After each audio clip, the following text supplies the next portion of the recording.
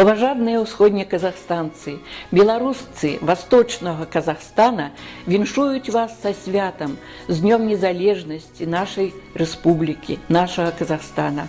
Мы жадаем вам счастья, доброго, чистого неба над нашим республикой. Хай заўсёды у вас на столе будет достаток, хай у душе будет тепло, счастливо и радостно. С Днем Незалежности вас! Azərbaycan Etno-Mədəniyyət Birliyinin adından və Qazaxstanda yaşayan bütün Azərbaycanlılarımızın adından gözəl məmləkətimiz Qazaxstanın müştərlik gününü təbrik edirik. Bütün Qazaxstanlılarımıza uzun ömür, can sağlığı arzu edirik.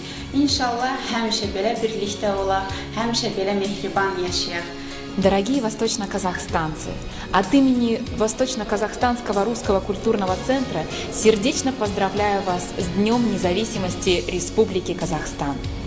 Пусть над нашей Родиной всегда будет мирное небо, пусть кров ваш будет всегда благодатным и изобильным.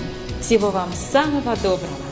Сіздерді шын жүректен қалалық ақсақалдар кеңесі атынан мынау ұлы мейрам Қазақстанымыздың тәуелсіздік мерейтойымен құттықтаймын.